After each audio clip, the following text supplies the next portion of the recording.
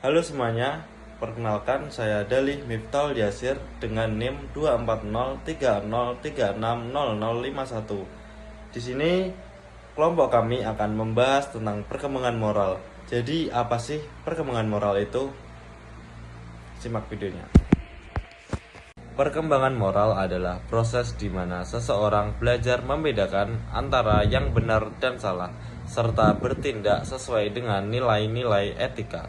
Hal ini melibatkan kemampuan untuk membuat keputusan yang adil, memahami dampak tindakan, dan merasakan empati terhadap orang lain.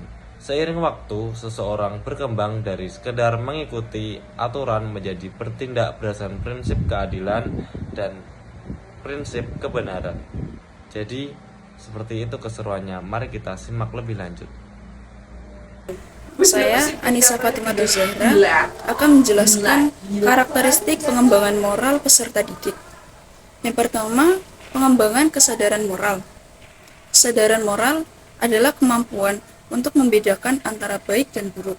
Contohnya, siswa melihat temannya melakukan kecurangan dalam ujian. Siswa tersebut memiliki kesadaran moral yang kuat dan memutuskan untuk tidak melakukan kecurangan dan melaporkan kejadian tersebut kepada guru. Yang kedua, pengembangan nilai dan prinsip. Nilai dan prinsip adalah pedoman yang memadu perilaku seseorang. Contohnya, siswa memiliki nilai dan prinsip untuk selalu berbicara jujur. Ketika ditanya oleh guru tentang siapa yang membuat kekacauan di kelas, siswa tersebut menjawab dengan jujur dan tidak menuduh orang lain. Yang ketiga, pengembangan empati dan kepedulian. Empati dan kepedulian adalah kemampuan untuk memahami dan menghargai perasaan orang lain. Contohnya, seorang siswa melihat temannya sedang menangis karena kehilangan barang miliknya. Siswa tersebut menunjukkan empati dan kepedulian dengan mendengarkan cerita temannya dan membantu mencari barang yang hilang. Yang keempat, pengembangan disiplin dan tanggung jawab. Disiplin dan tanggung jawab adalah kemampuan untuk mengontrol perilaku dan memenuhi kewajiban. Contohnya, siswa memiliki disiplin dan tanggung jawab yang kuat untuk menyelesaikan tugas-tugas sekolahnya tepat waktu. Ketika guru memberikan tugas baru, siswa tersebut segera memulai mengerjakannya dan menyelesaikannya sebelum deadline. Yang kelima, pengembangan keterampilan sosial. Keterampilan sosial adalah kemampuan untuk berinteraksi dengan orang lain dan membangun hubungan yang positif. Contohnya, siswa memiliki keterampilan sosial yang baik untuk berbicara dengan teman-temannya dan membangun hubungan yang positif. Ketika ada konflik di kelas, siswa tersebut dapat membantu menyelesaikan konflik tersebut dengan berbicara dengan teman-temannya dan mencari solusi yang baik. Yang keenam, pengembangan kesabaran dan kekuatan. Kesabaran dan kekuatan adalah kemampuan untuk menghadapi tantangan dan kesulitan. Contohnya, siswa memiliki kesabaran dan kekuatan yang kuat untuk menghadapi kesulitan dalam belajar. Ketika siswa tersebut mengalami kesulitan dalam memahami materi, siswa tersebut tidak menyerah dan terus berusaha untuk memahami materi tersebut. Yang ketujuh, pengembangan kepatuhan terhadap norma dan aturan. Kepatuhan terhadap norma dan aturan adalah kemampuan untuk mematuhi aturan dan norma yang berlaku di masyarakat. Contohnya, siswa memiliki kepatuhan terhadap norma dan aturan yang kuat untuk mematuhi aturan sekolah. Ketika guru memberikan perintah untuk tidak menggunakan ponsel di kelas, siswa tersebut mematuhi perintah tersebut dan tidak menggunakan ponsel di kelas. Dan yang terakhir, pengembangan kreativitas dan inovasi. Kreativitas dan inovasi adalah kemampuan untuk menemukan solusi yang efektif dan efisien. Contohnya, siswa memiliki kreativitas dan inovasi yang kuat untuk menemukan solusi yang efektif dan efisien. Ketika ada masalah di kelas, siswa tersebut dapat menemukan solusi yang kreatif dan inovatif untuk menyelesaikan masalah tersebut. Perkenalkan, saya Winda Rahmawati. Saya akan menjelaskan tentang bagaimana cara memaksimalkan perkembangan moral pada anak. Yang pertama adalah dengan memberikan contoh yang baik. Nah, Dalam artian ini, berarti kita harus memberikan contoh yang baik untuk anak-anak kita sesuai dengan norma-norma yang berlaku. Kemudian yang kedua, berdiskusi dan berbicara sesuai dengan kenyataan atau diskusi dengan jujur. Berarti kita harus menjadikan anak-anak kita anak-anak yang memiliki nilai kejujuran. Kemudian yang ketiga, mendorong pengambilan keputusan dalam setiap sesuatu yang terjadi. Nah, di dalam hal ini berarti kita harus mengajarkan kepada anak-anak kita dan mendidik dengan baik sesuai dengan norma-norma yang berlaku. Saya Ahmad Faris Musaki dengan NIM 24030360042. Selanjutnya adalah resiko tidak berkembangnya moral anak. Perkembangan moral pada anak merupakan aspek krusial dalam pembentukan kepribadian yang sehat. Ketika perkembangan moral terhambat, beberapa resiko yang mungkin muncul, antara lain yaitu yang pertama adalah kesulitan membedakan benar dan salah. Anak mungkin tidak memiliki kemampuan untuk menilai tindakan berdasarkan nilai-nilai moral. Yang kedua adalah perilaku antisosial.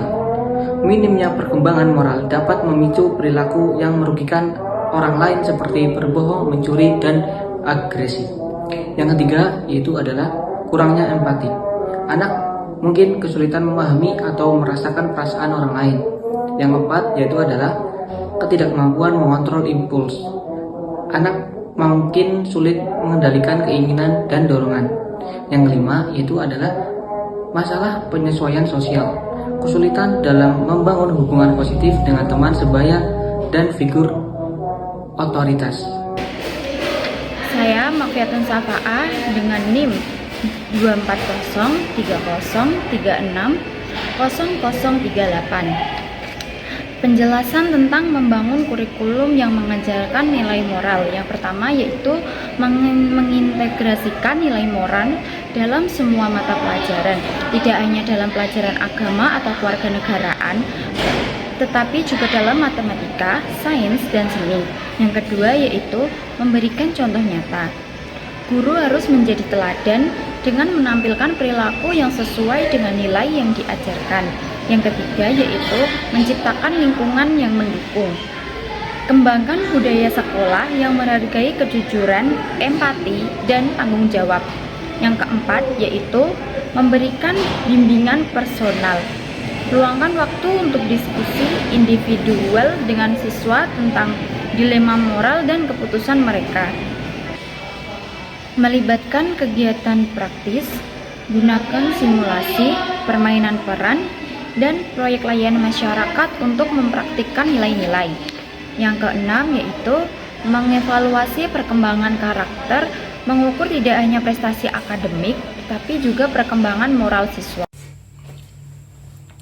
Sebelumnya perkenalkan, nama saya Muhammad Fikhan Mubarok dengan NIM 240303641. Ya, lanjut saya akan menjawab tentang pertanyaan tentang siapa yang terkenal dengan teori perkembangan moral kognitif. Yang terkenal dengan teori tersebut yaitu Lawrence Kohlbrink. Beliau adalah tokoh yang paling terkenal dalam teori tersebut. Ia mengembangkan teori tersebut dalam 3 tingkatan. Yang pertama prakonvensional, terus yang kedua konvensional, dan yang ketiga pasca konvensional. Yang pertama prakonvensional, ini lebih fokus pada konsekuensi langsung. Terus yang kedua konvensional, ini lebih fokus pada harapan sosial. Dan yang terakhir pasca konvensional. Pasca konvensional ini lebih fokus pada prinsip etis universal.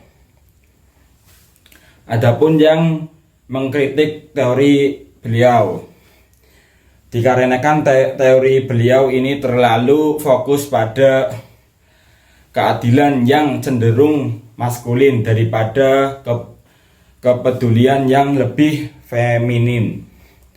Dan teori beliau ini terlalu